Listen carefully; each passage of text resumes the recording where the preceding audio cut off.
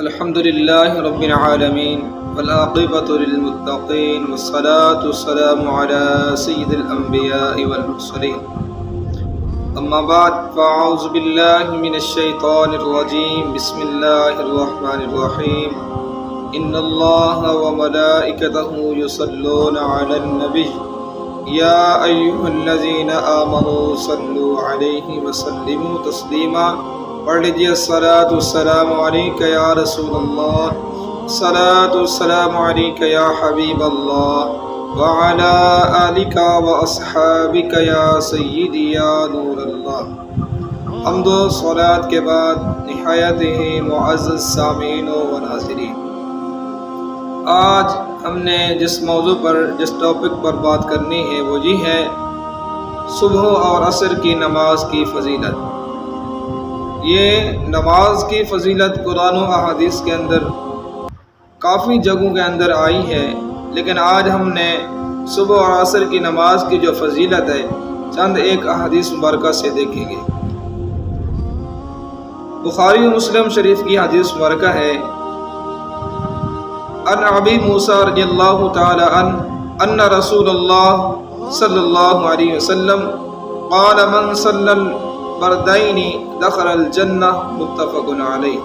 حضرت ابو موسیٰ اشعری رضی اللہ تعالی عنہ سے روایت ہے، رسول اللہ صلی اللہ تعالی علیہ وسلم نے ارشاد فرمایا، جس نے دو ٹھنڈی نمازوں کو ادا کیا جنت میں داخل ہوا۔ سبحان اللہ، کتنا بہت بڑی فضیلت کی بات ہے۔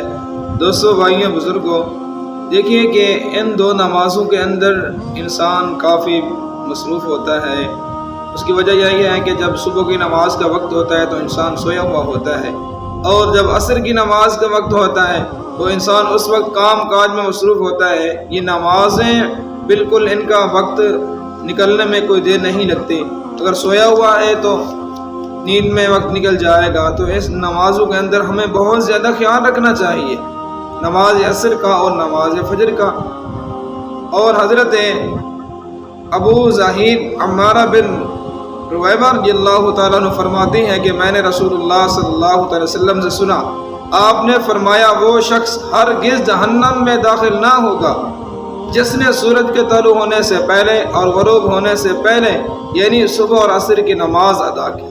دیکھیے آقا کریم علیہ الصلوۃ والسلام کی حدیث مبارکہ سے کہ نماز فجر اور نماز عصر کی کتنی فضیلتیں بیان کی جا رہی ہیں۔ سبحان اللہ۔ حضرت جریر بن عبداللہ رضی اللہ تعالی عنہ فرماتے ہیں، رسول اللہ صلی اللہ علیہ وسلم کی بارگاہ میں ہم حاضر تھے۔ اللہ اکبر۔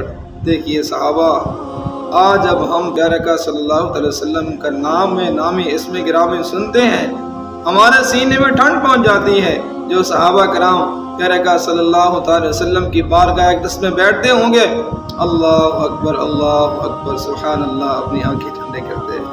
اللہ۔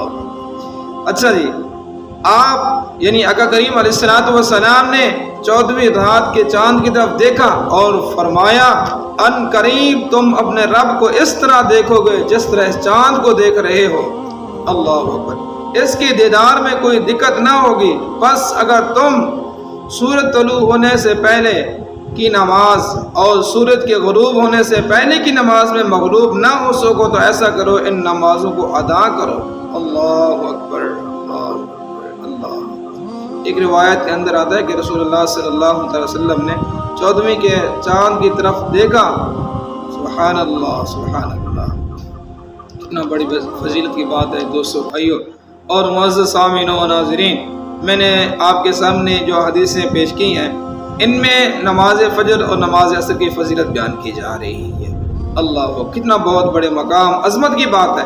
دوستو، بھائیو، بزرگوں اور معزز سامعین و ناظرین، ہمیں بھی چاہیے، ہمیں نمازیں قضا نہیں کرنی چاہیے۔ دوستو، نمازوں کا خیال رکھنا چاہیے۔ اللہ اکبر۔ ایک روایت کے اندر آتا ہے، جس نے نماز عصر چھوڑ دی اس کے اعمال ضائع ہو گئے۔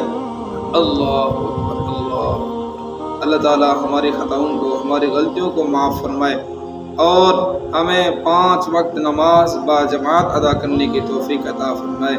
آمین بجاہ النبی۔